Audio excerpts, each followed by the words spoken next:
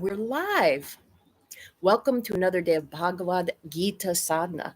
And also, we're overlapping with Navaratri, celebration of the divine feminine over 9 nights.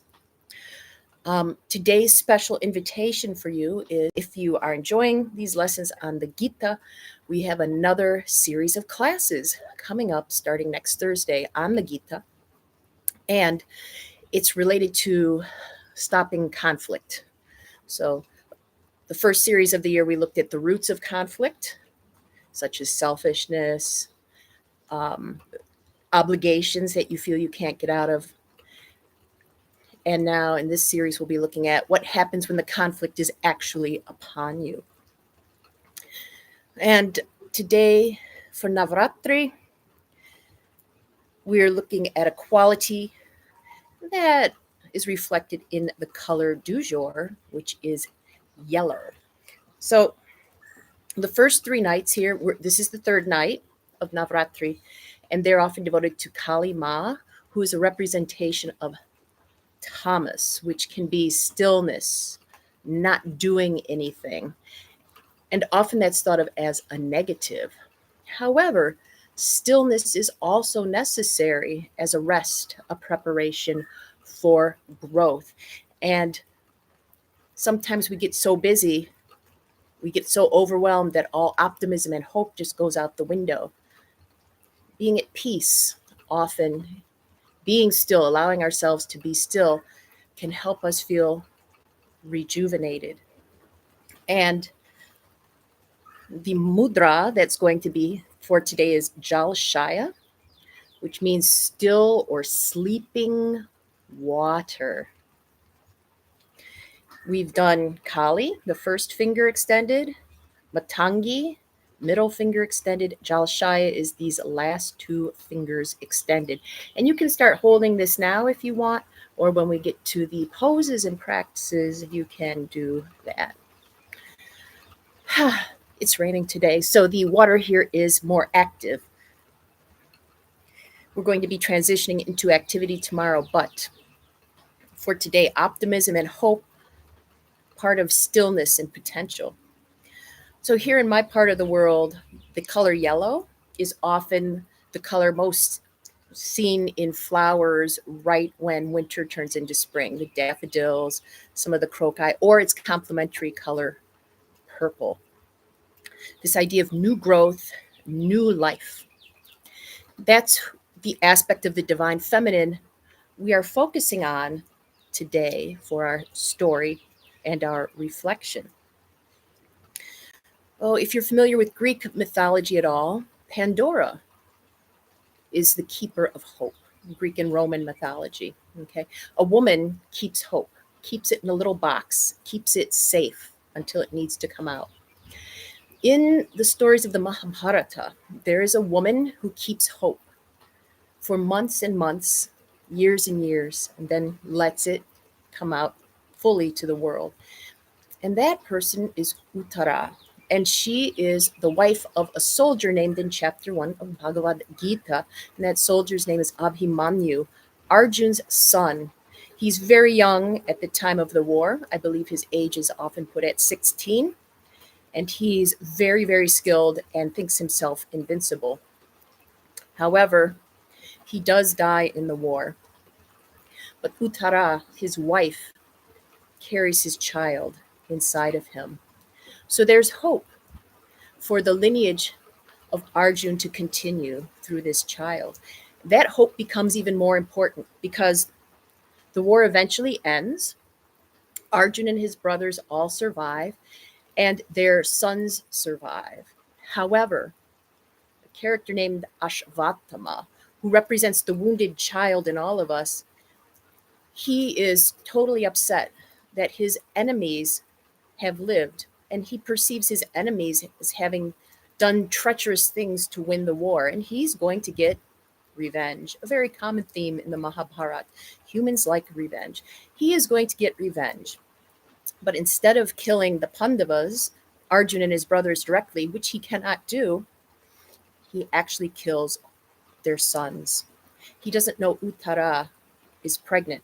So he thinks he has wiped out the lineage of Arjun and his brothers forever and gotten the ultimate revenge. However, Arjun, when he finds out what Ashvatthama has done, of course, takes exception. Arjun and Ashvatthama each have a missile, an astra, a weapon so terrible it can destroy not just the earth but the cosmos. Arjun goes after Ashvatthama with this weapon. Ashvatthama releases this weapon as a counter, and the sages in heaven say, no, this cannot happen. You will destroy everything for this revenge. And they say, you must withdraw your weapons for the safety of the world. The difference between Arjun and Ashvatthama, and the difference between many of us on the spiritual path and those who have not yet fully engaged their spiritual potential, is that Arjun can withdraw the weapon. He can withdraw his wrath. Ashvatthama, however, is like, I don't know how to withdraw my wrath. So instead of directing it against the person I'm really angry at, I'm going to direct it at Uttaraa, who carries the hope of the Pandavas inside her. He directed this terrible missile at a pregnant woman's fetus. There are many different versions to the story, but in all of them, Krishna intervenes. In some, he just simply steps in front of Uttaraa and takes the missile himself. Uttaraa lives. The child inside her lives. She carries the hope of the world for just leadership, bringing us into the next age. We all have the divine feminine within. We all carry the possibility of optimism and hope for whatever comes next. We do. Now, let's consider that perhaps. We'll do our posture. I'll be the tree getting watered in the rain. I think I have to move everything back a little here. When you sit, you can contemplate optimism, like what you have within you that will bring hope to this world. Or you can mentally repeat the mantra we've been using, Maha Kali Ki Jaya. Great time, you will triumph. Uttaraa needed time to bring her hope into the world, and she did, and raised that child to become king many, many years later. It takes time, but there is hope. Let's do it. Jalashaya, last two fingers extended.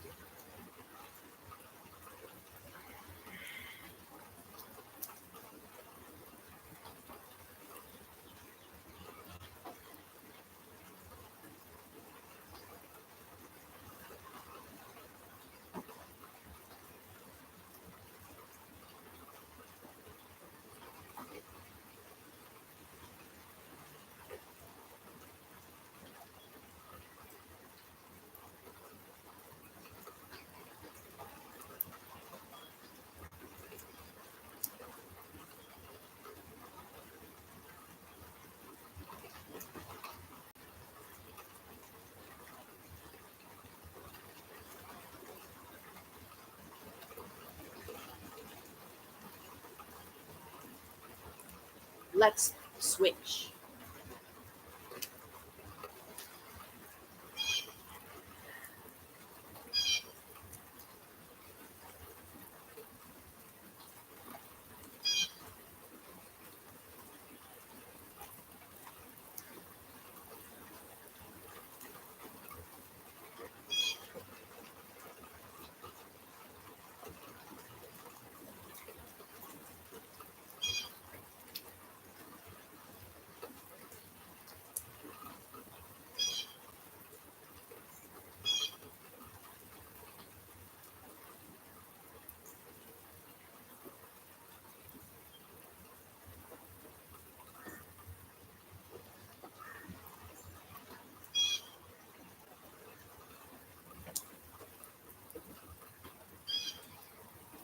Time for our contemplation on how we bring hope to the world, what we're nurturing inside of us that will benefit future life generations. And or the mantra Maha Kali Ki Jaya. See you in 5.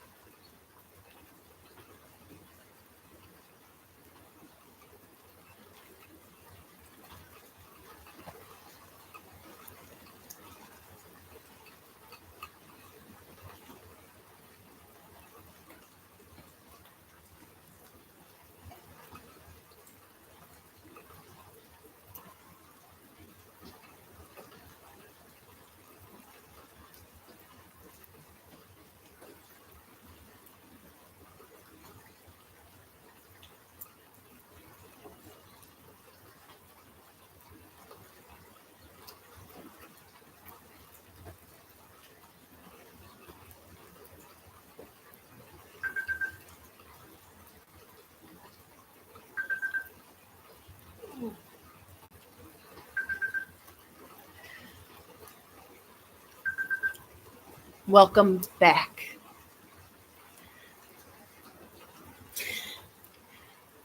May you take time today to be calm and still and nurture that which you have to give to the world, your optimism, your joy, your gift of hope. Tomorrow's color is green. See you then.